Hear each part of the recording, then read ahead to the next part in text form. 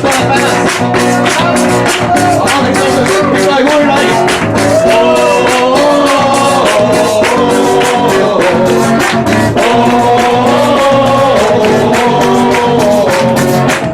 En los montes, en los valles, exaltamos el sentido de alabanza. En las costas, en los mares, levantamos el sonido de esperanza. Alabamos, alabamos, hacemos oír la voz de su alabanza. Con las manos en lo alto, exaltamos el que reina para siempre.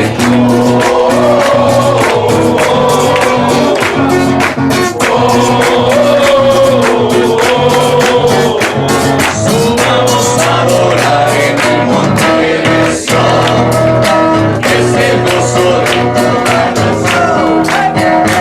Unidad, tristeza y gozo, unidad, gozo y alegría. Subamos a adorar al grande. En los valles, exaltamos el sentido de alabanza. En las costas, en los mares, levantamos el sonido de esperanza.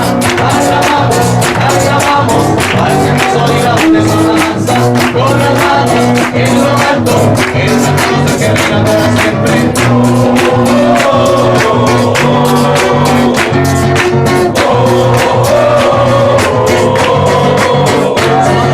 Subamos a adorar en el monte de Sion, que es el gozo de toda nación. En los mares, levantamos el sonido de esperanza. Alabamos, alabamos, Dios te y la tercera danza. Con las manos en lo alto, exaltamos al que reina para siempre.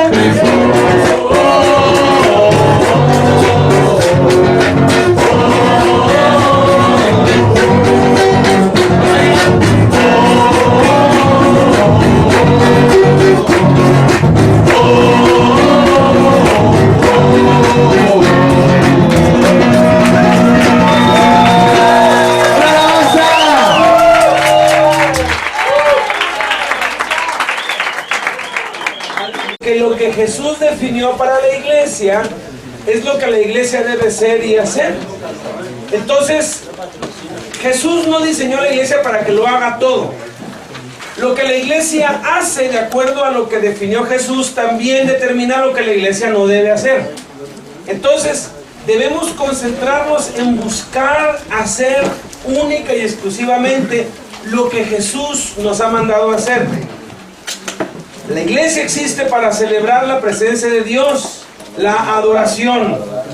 Ya descubrimos que no es nada más cantar. Es bonito, a mí me encanta cantar, a todos nos gusta cantar, como latinos amamos cantar, pero no es lo único. Hay que manifestar otras formas que son bíblicas y que nos ha enseñado Dios. Ahora vamos al número 2. Existimos para comunicar la palabra de Dios. La razón de ser de la iglesia es comunicar la palabra de Dios tanto como lo es adorar. Iglesia que no tiene como fundamento, como razón de existencia el ganar a las almas, no está cumpliendo el propósito para el cual fue establecida por Dios. Efesios 3:10 dice que Dios tuvo la intención de que ahora por medio de la iglesia se les dé a conocer la multiforme sabiduría de Dios a los gobernantes y autoridades en las regiones celestiales. Este es un versículo muy desconcertante, porque parecería que nuestro trabajo es comunicar la palabra de Dios a la gente, y aquí dice que es a los demonios. Aquí lo dice claro: por medio de la iglesia se les dé a conocer la multiforme sabiduría de Dios a los gobernantes y las autoridades en las regiones celestiales. Cuando la gente no cree en Cristo, es por causa de que Satanás les ha cegado. Tienen un velo en sus ojos. Entonces, donde hay incrédulos, allí hay opresión satánica. El diablo tiene gobernado eso. Pero la misma escritura, con lo que enseñó Jesús, nos muestra la estrategia de guerra de Cristo. Dice el apóstol Santiago: sométanse pues a Dios resistan al diablo y el diablo huirá de ustedes. Someterse a Dios es obedecer a lo que Dios ha dicho por medio de Cristo. Resistir quiere decir mantenerse, permanecer. Y cuando uno persevera y se mantiene allí, entonces el diablo huye. Y cuando el diablo huye, las almas quedan libres para recibir el evangelio. El velo se les quita. Empezamos hace muchos años y las iglesias dentro de la cárcel eran de 2 o 3, 5 cuando mucho. Habían unas que eran 1 o 2, pero nos hemos aferrado a esta verdad. Cada vez que la iglesia se reúne y que se predica, están escuchando los principados y potestades de los aires, que son los que oprimen la zona. De la fidelidad de uno solo depende que huya Satanás y entonces podamos reclutar a las almas. Es un trabajo de largo plazo, pero el evangelismo tiene que hacerse constantemente, a tiempo y fuera de tiempo. Romanos 10, 13 y 14 dice: porque todo aquel que invoque el nombre de Cristo será salvo. Pero ¿cómo van a invocar a alguien en quien no creen? ¿Y cómo van a creer en alguien de quien no han oído hablar? ¿Y cómo van a oír de él si no se les habla? ¿Y quién puede ir a hablarles si no lo envía nadie? Ser salvo es muy fácil. Es simplemente decir Jesús. Todo el que invocar el nombre de Jesús será salvo. Pero dice, pero para invocar el nombre de Jesús, para ser salvo, hay que creer en el nombre de Jesús. Y luego dice Pablo, pero ¿cómo van a creer si no han oído el nombre de Jesús? Pero ¿cómo van a oír el nombre de Jesús si no hay quien les predica el nombre de Jesús? Pero ¿cómo les van a predicar el nombre de Jesús si no los han enviado? Nosotros tenemos la idea de que la gente debe venir a nuestras reuniones. Y Jesús dijo lo contrario. En vez de decirle a los 11, traed a todos a este monte para que me adoren, esa es religión, eso es Babel, eso es idea de Satanás. ¿Qué es lo que dijo? Dispérsense, vayan a todo el mundo. Y yo pienso que cuando se fue volando, no fueron de 2 en 2. Yo les puedo probar que no fueron de 2 en 2 cuando los envió a todos. Yo pienso, fíjense, Bernabé se fue solo para Antioquía, Felipe se fue solo para Samaria. Sí, qué bueno ir de 2 en 2, pero cuando hay poco personal, es un desperdicio. Yo pienso que se quedó viendo Tomás y Pedro y Juan y dijeron, ¿y ahora? No, pues yo agarro para el norte, y tú, no, pues yo agarro para el sur, y yo agarro para el oriente, y vámonos a cumplir la gran comisión. Terminaron dispersos en el mundo. El evangelismo consiste en atraigo a la gente, la entreno y después la saco, la envío. Y si yo me mantengo haciendo esto todo el tiempo, cada persona nueva que yo recluto, como ustedes, estamos asumiendo, otra vez algún paréntesis, que ustedes son los que reclutamos, los que invitamos después de una gran fiesta a que vengan a integrarse a la iglesia. Es la segunda clase. Desde aquí tienes que mostrarle qué es lo que quieres de ellos, que tengan claridad de por qué los tienes aquí. Nuestro objetivo es que ustedes se capaciten y pasen del nivel 1 al 2, al 3, y en el 4 ustedes vayan a alcanzar a otros y repitan el mismo proceso con esto mismo. Si hacemos eso, la iglesia va a crecer. No el local donde yo me congrego, porque si lo saco va a crecer esparcida, aun cuando aquí me quede con menos, se va a expandir por otros lados, pero va a crecer y nunca va a dejar de crecer. Cuando tú tienes esta mentalidad, las autoridades se dan cuenta. A mí me lo han dicho, oiga, usted quiere que toda la cárcel esté en sus estudios. Les dije, todos, y usted también. Quiero a todos, yo vengo por todos, no vengo por unos cuantos. Pero debemos tener claro esto: tú y yo no fuimos llamados por Dios para ganar las cárceles, porque no vivimos ahí. Fuimos llamados a entrenar a otros para que ellos ganen las cárceles. Nuestro trabajo es de entrenamiento, de reclutamiento. como el de Jesús. Jesús no ganó toda Palestina, ni toda Europa, ni toda Asia para Cristo. ¿Quiénes fueron? Los discípulos de los discípulos de los discípulos de los discípulos. Y se logró el propósito. Entonces, ¿por qué la iglesia nunca debe dejar de crecer? Y cuando no hay crecimiento, escúchenme, algo anda mal. Todo crece, las plantas crecen, los árboles crecen, pero no es lo mismo crecer que engordar. Muchos piensan que porque hay muchos estamos creciendo. El crecimiento numérico es engañoso. Los panteones también crecen y se llenan de muertos y ya no cabe nadie más. La iglesia exitosa no es aquella que recluta y conglomera a más gente.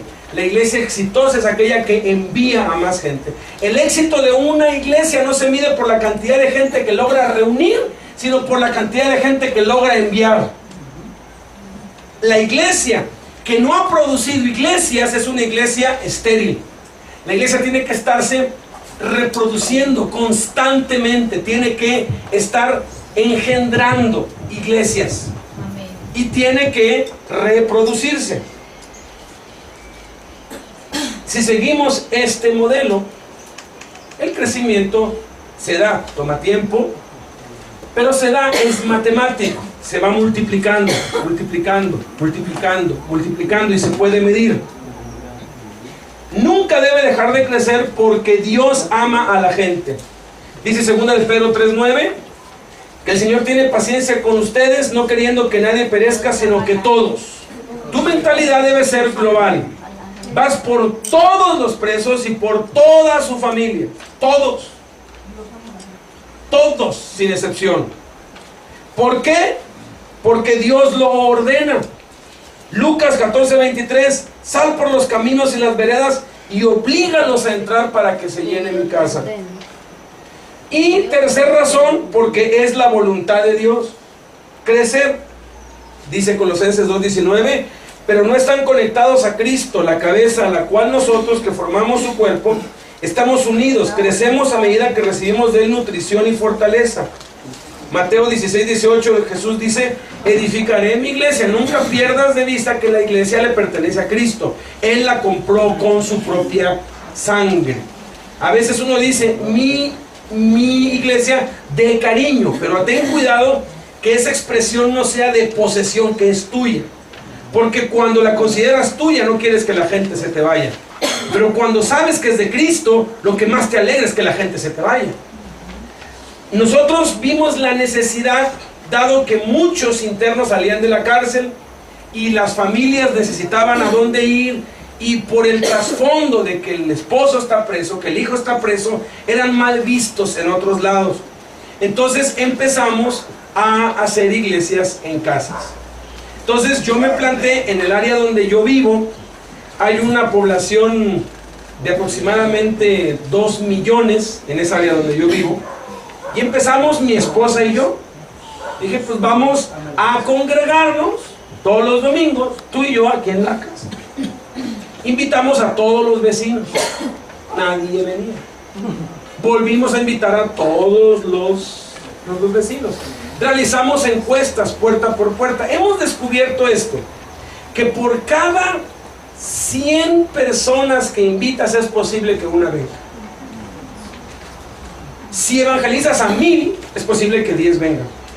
Algunos dicen, uy, Pedro ganó 3000. ¿Sabías qué cantidad de judíos había en la fiesta? Había cerca de 100,000. Y los oyentes en esa hora eran más de 50,000. 3,000 se convirtieron, pues es un porcentaje bajo, pero bueno, más o menos por la experiencia de más de 500,000 encuestas que hemos hecho, de ir puerta por puerta en distintas zonas de la ciudad, una por cada 100, 10 por cada 1000, pero bien evangelizadas. Entonces, al año y medio, Dios nos vio nuestra fidelidad, que nos congregábamos y la verdad, nos seguiríamos los dos muy contentos. Nos dio a la familia de enfrente y les dimos eso, junto con los módulos, que poco a poco van a ir viendo cómo se arma esto.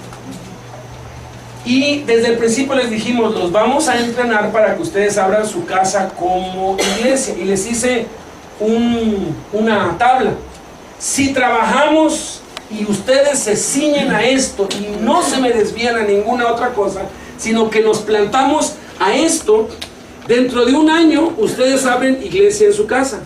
Y ustedes discipulan a una familia y nosotros a otra durante todo un año.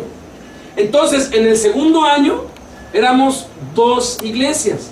En el tercer año tenemos que ser 4. En el cuarto año tenemos que ser 8. En el quinto año tenemos que ser 16. En el sexto 32. En el séptimo 64. En el séptimo 128. En el noveno 256. En el décimo 512. En el onceavo 1000. En el doceavo 2000. En el treceavo 4000. En el catorceavo 8000. En el quinceavo 16000. 16avo 32000. 64000. 128,000, 256, 512,000. Les dije, si hacemos esto dentro de 20 años vamos a tener 500,000 iglesias. Aunque sean de uno solo, son 500,000. Pero vamos a irnos a 11 años. En 11 años deberíamos ser 1000 iglesias en toda esta zona. Dijeron, le entramos. Vamos en el cuarto año y ya van 19 iglesias. Así, en esta forma.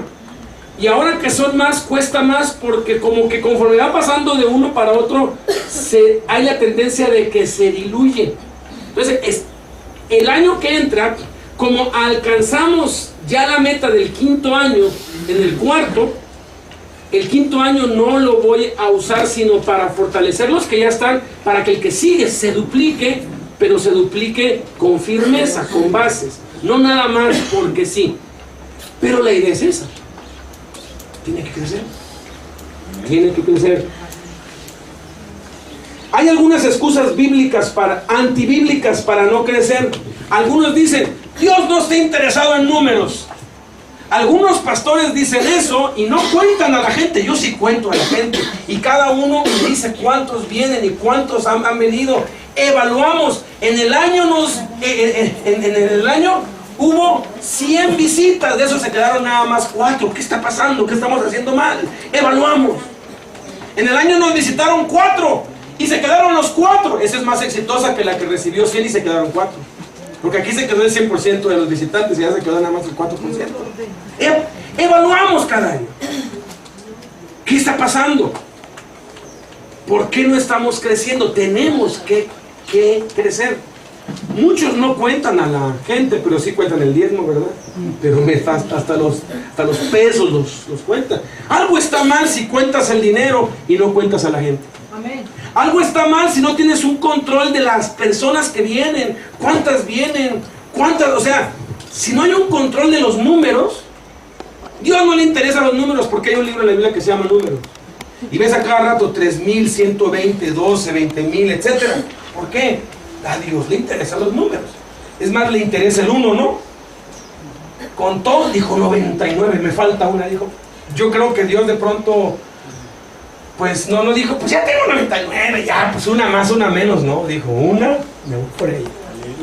Amén. Otros dicen, nuestra iglesia quiere calidad, no cantidad.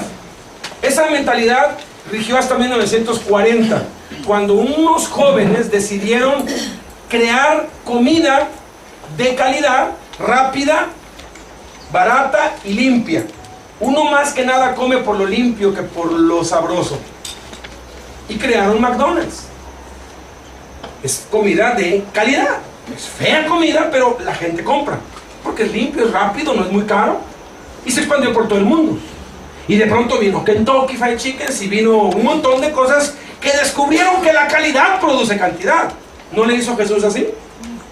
Formó calidad y la calidad se fue multiplicando. Porque mira, muchos dicen, no, lo que importa es la calidad.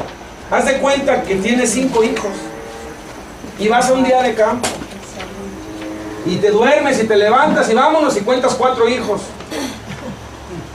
¿Y qué dices? Ay, el peorcito de mis hijos ya se fue, ese como da lata.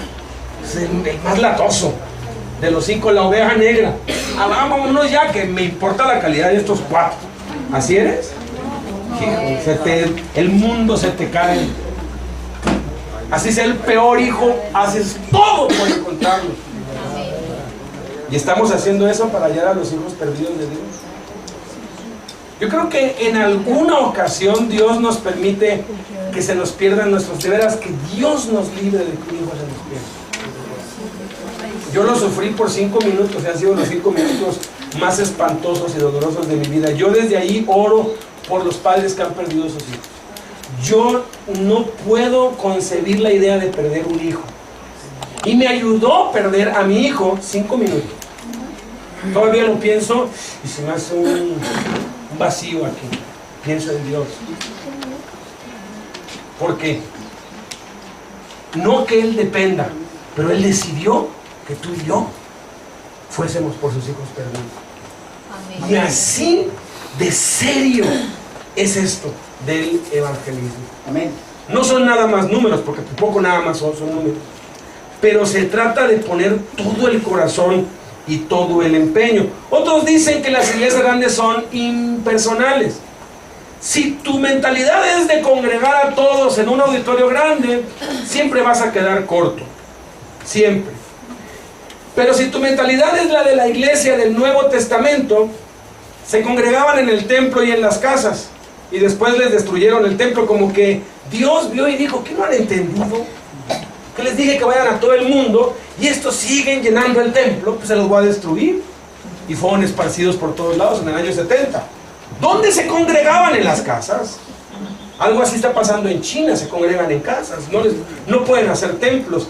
Y la iglesia en China ha crecido en los últimos 40 años de menos de 100,000. Mao Zedong decretó: el cristianismo es historia en China, va a desaparecer porque los 100,000 que hay son de 60 años para arriba.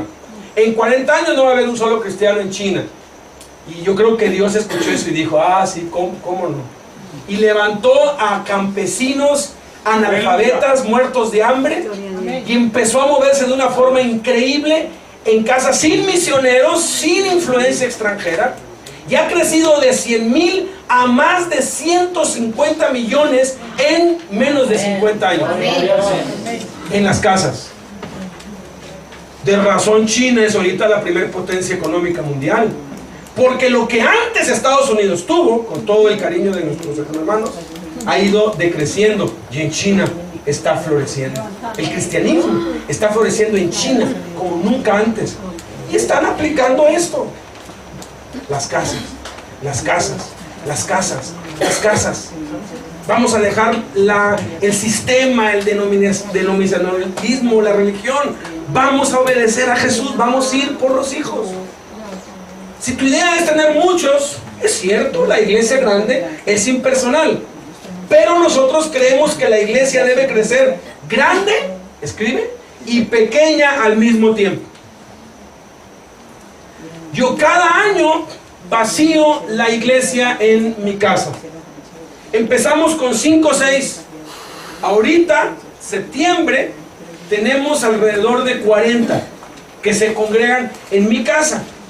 Pero esos 40, para principio de años, 30, los vamos a mandar a sus casas o a las casas de otros, a que cumplan con su ministerio en otros lados. Y aplicamos las enseñanzas de la Biblia. La enseñanza sobre la autoridad espiritual es muy importante. ¿Tú quieres que la gente se sujete? Enseñar esa autoridad espiritual, pero no la uses para tu beneficio, porque Dios te va a juzgar grave y terriblemente. Ya que los convencemos que yo soy su pastor y que tienen que sujetarse a mí, llega diciembre y le digo: bueno, yo soy tu pastor, sí. ¿Te tienes que sujetar a mí? Sí. ¿Por qué? Porque eres un siervo de Dios.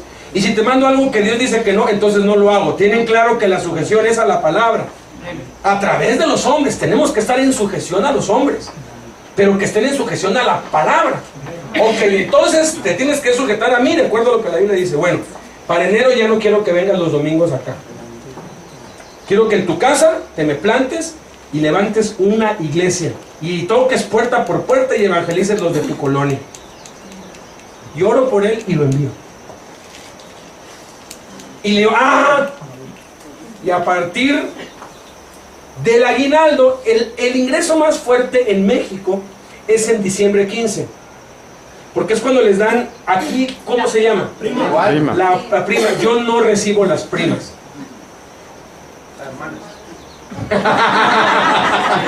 Tampoco.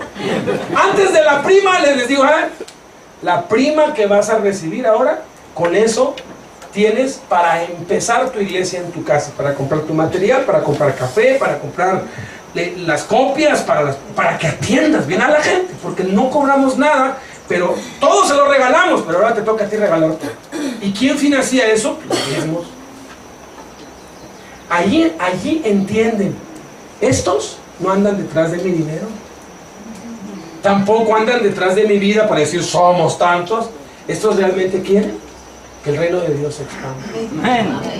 Pero eso sí, una vez al mes quiero que vengas aquí a las veladas de oración, que oremos juntos, y una vez al mes a la capacitación de liderazgo, porque eso sigue, tu capacitación sigue. Nos tenemos que seguir viendo, tenemos que seguir en comunión. Algunos se ofenden y se van para otros grupos y dicen, nos corrió el hermano Alberto. Pues, y les digo, sí, los corrí. Que mi trabajo es correr a la gente, es enviarla. ¿Qué no hizo eso Jesús? Vete para allá y vete para allá, váyanse. ¿Qué no hizo es correr a alguien?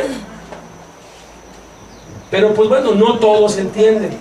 Pero los que entienden, qué bendición. Un joven de 16 años, sin que le dijéramos nada, empezó la iglesia en casa de su abuelita. Ya tiene como 15 personas ahí. Y el chamaco está pero desatado. En menos de 6 meses entendió y se fue para allá.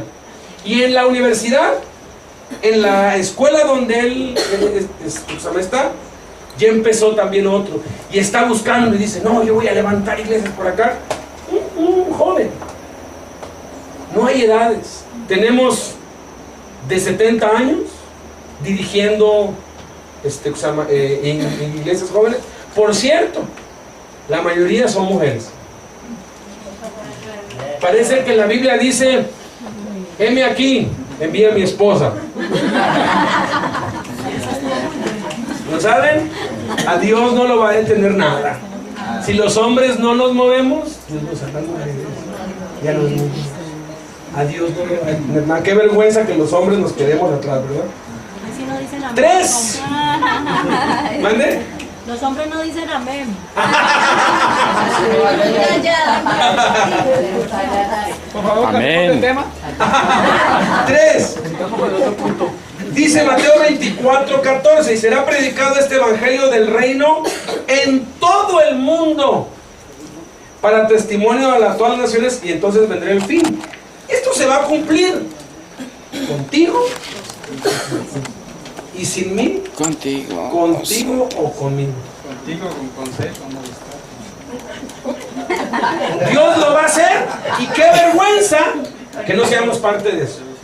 Que cuando Jesús venga en las nubes, huyamos avergonzados y digamos, yo le di más prioridad a mi carrera, a mi trabajo, a mis hijos, porque sí hay que cumplir con las responsabilidades, pero la prioridad es la obra de Dios. Y no quiere decir que me tengo que salir de mi trabajo. En mi trabajo puedo ser un evangelista, puedo dar testimonio. Número 3, existimos para educar al pueblo de Dios. Hebreos 6:1 dice, por eso dejando a un lado las enseñanzas elementales acerca de Cristo, avancemos hacia la madurez. O sea, hay que crecer. Es cierto, esta enseñanza es muy elemental, pero es el principio. Haz de cuenta que esto es el kinder. Los módulos son la primaria. Pero imagínate que un país un día diga, nos cansamos del ABC. Vamos por decreto a cerrar todas las escuelas primarias. Ya, basta que A, B, B, que mi mamá me mime, que amemos, ya no la sabemos todos. ¿Qué va a pasar con ese país? En la siguiente generación van a ser puros analfabetos. Iglesia que no enseña cosas elementales es iglesia que ya no tiene hijos espirituales. Pues ya como todos son viejos, ¿para qué les enseñan eso?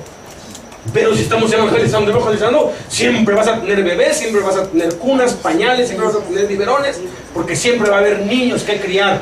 Y la iglesia debe vivir para criar a los nuevos y que crezcan, que se vuelvan padres. Entonces hay que educarlos, hay que crecer. Segunda de Pedro 3:18 es un mandamiento. Crezcan en la gracia y el conocimiento de nuestro Señor Jesucristo. El crecimiento es un mandamiento.